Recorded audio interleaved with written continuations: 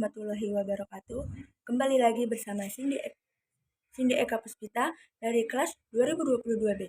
Di sini saya akan menjelaskan materi tentang yaitu teori psikologi.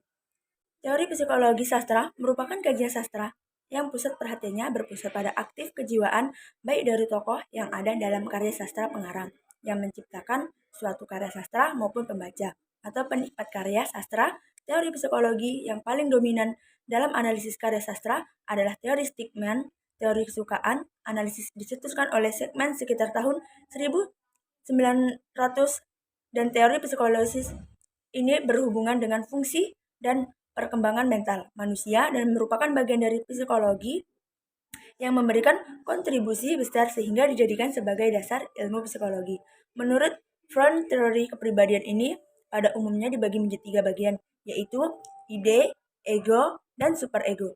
Yang pertama, ide. Ide merupakan energi psikis dan naluri yang menekankan manusia agar memenuhi kebutuhan dasar cara kerja. Ide berhubungan dengan prinsip kesenangan, yakni selalu mencari kenikmatan dan selalu menghindari ketidaknyamanan. Kedua, ego. Ego sebagai eksekutif kepribadian berusaha memenuhi kebutuhan ide sekaligus juga memenuhi kebutuhan moral dan kebutuhan perkembangan mencapai kesempurnaan dari superego. Tiga, superego adalah kekuatan moral dan etik dari kepribadian yang beroperasi memakai prinsip idealistik sebagai lawan dari kepuasan ide dan prinsip realistis ego.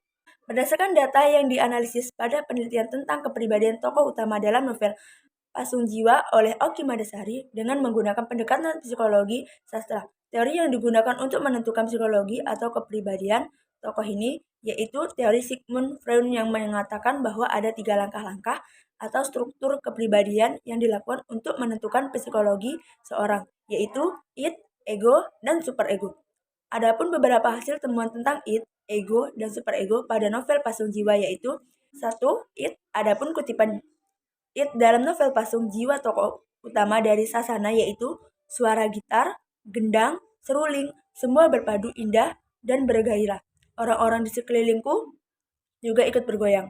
Kepala mereka menunduk, miring menengadah sambil mulut tetap terus bernyanyi. Perlahan tubuhku mulai bergerak. Tanpa kusadari, aku ikut bergoyang.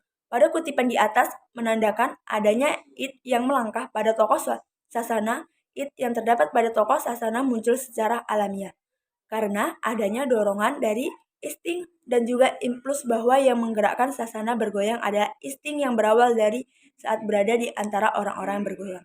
Kedua, ego. Adapun kutipan ego dari novel Pasung Jiwa yaitu tanpa aku sadari, aku ikut bergoyang. Awalnya hanya bergoyang kecil, lalu tanganku mulai bergerak, lalu tubuhku meliuk ke kanan dan ke kiri, lalu seluruh tubuhku. Aku menirukan goyangan orang-orang yang di sekitarku, mengikuti suara-suara yang mereka keluarkan seperti wow atau a. Aku terus bergoyang. Aku terbius, aku melayang. Pada kutipan di atas menandakan adanya ego yang terdapat pada tokoh Sasana. Ego yang ada pada Sasana tersebut adalah hanya untuk memperoleh kesenangan, kepuasan, atau kenikmatan sesaat dengan memprioritaskan kebutuhan saja. Sangat jelas ego pada kutipan di atas bahwa tokoh Sasana bergoyang hanya untuk kesenangan dan kenikmatan sesaat. Yang ketiga, superego. Adapun kutipan superego yang terdapat dalam novel ini dari tokoh Sasana yaitu sesekali aku memejamkan mata dan merasakan nikmat yang berbeda. Saat mataku terpejam, tiba-tiba tanganku ditarik orang. Tarikan yang sangat kasar, aku tergelalap, baru kemudian aku sadar siapa yang menarik tanganku. Ibuku, aku bisa datang ke sini sendiri dengan jalan kaki. Walaupun baru pertama kali ya. Ini baru pertama kali. Banyak sekali hal pertama yang kudapatkan malam ini. Malam ini adalah malam terindah dalam 12 tahun usiaku. Aku tak akan melupakan dan menyesalinya. Meski aku harus menanggung akibatnya. Pada kutipan di atas terdapat superego pada tokoh Sasana pada kalimat malam ini adalah malam terindah dalam 12 tahun usiaku. Aku tak akan melupakan dan menyesalinya meski aku harus menanggung akibatnya. Terdapat nilai-nilai moral yang baik ataupun yang buruk.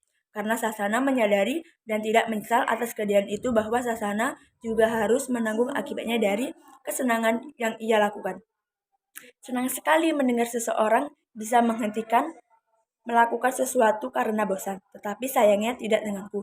Aku bosan tetapi tak berhenti melakukan. Aku tak suka tapi aku harus selalu bisa. Pada kutipan di atas terdapat super ego dari Sasana karena dia sangat senang ketika yang melatih dirinya bermain piano mengatakan bosan. Di lain sisi Sasana juga bosan dengan piano tetapi tetap saja melakukannya. Sekian dari saya. Bila ada kesalahan saya mohon maaf. Saya akhiri. Wassalamualaikum warahmatullahi wabarakatuh.